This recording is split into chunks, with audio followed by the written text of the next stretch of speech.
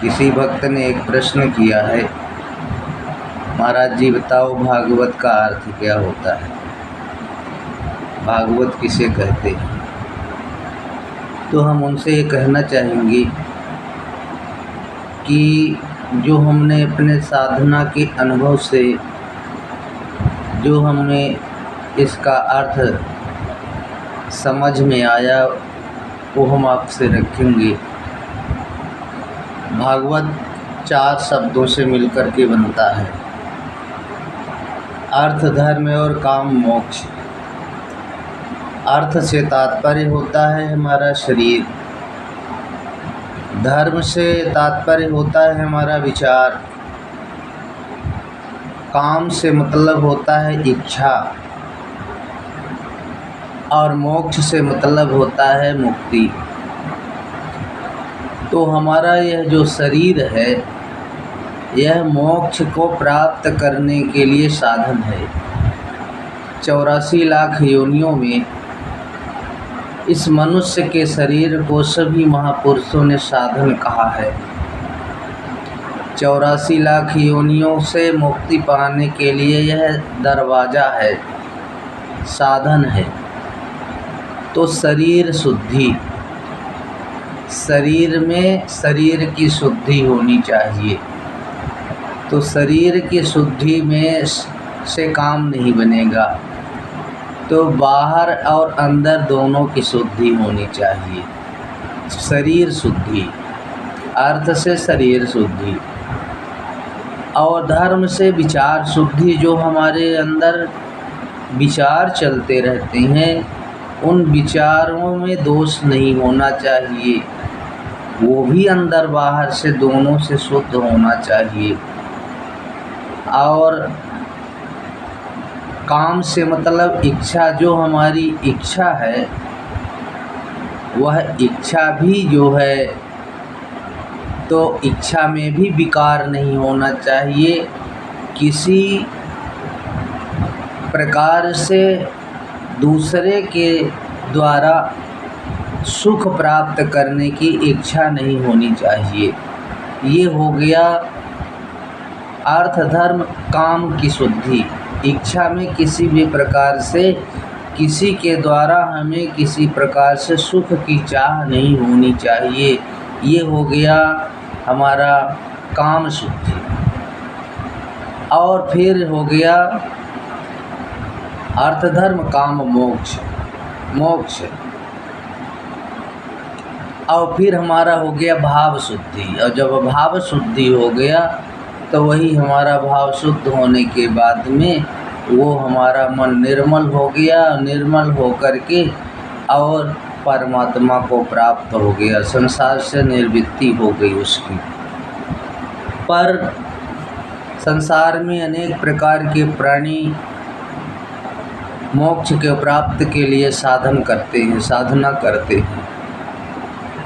और साधना करते हुए और वो अपने भीतर जो है परम सत्य की खोज नहीं कर पाते, परम सत्य को उपलब्ध नहीं कर पाते हैं, अधूरे ही रह जाते हैं। इसके पीछे एक बहुत बड़ा कारण है और वो कारण ये है कि हमारे जो है अंतःकरण के भाव में हमारे छल और कपट भरा हुआ है। कपट परमात्मा को भाता नहीं स्वप्न में। कपट रूपी धर्म को हम साथ में रख करके और मोक्ष को प्राप्त करना चाहते हैं, साधन कैसे हो सकता है? ऐसे कभी नहीं हो सकता है। हम अपने शक्ति के बल से हम परमात्मा को, परम सत्य को उपलब्ध नहीं हो सकते। हम अपनी पात्रता को बढ़ा करके, जब जैसे हम अपनी पात्रता का विकास करेंगे, जितना पात्रता का विकास यानी हमारा जितना अपने आप में आत्मसमर्पण होगा उतना ही हमारी पात्रता बढ़ती जाएगी और परमात्मा उतना ही समर्पण होने के लिए उसको अपना बुद्धि योग देता जाएगा।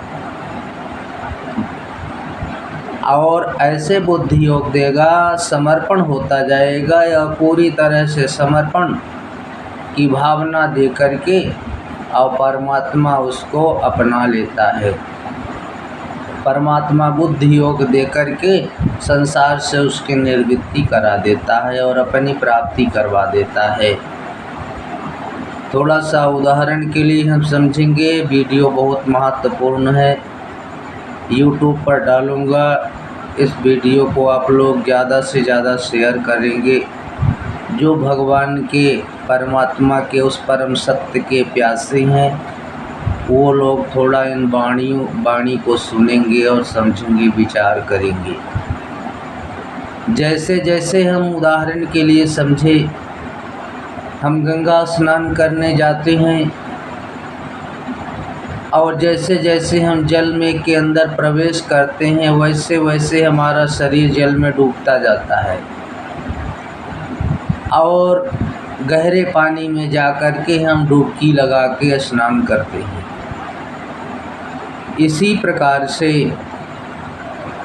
हमारा अंतःकरण जितना ही अपने आप में समर्पण होता जाता है, हमारे पात्रता का विकास होता जाता है, उतना ही ज़्यादा हम उस परम सत्य के गहराई में प्रवेश कर हमारी भावना प्रवेश करती है और उस पात्रता का इतना विकास हो जाता है कि हमारा जो अहंकार है वह समाप्त हो जाता है और अहंकार समाप्त होकर के परम सत्य को उपलब्ध हो जाता है। मनुष्य जब तक मन में अहंकार है तब तक परम सत्य की प्राप्ति किसी भी प्रकार से हो ही नहीं सकती है, क्योंकि अहंकार जो है, अहंकार ही सबसे बड़ा हमारा भीतर का शत्रु है, जो हमें भय दिखलाता है, जो हमें डराता है।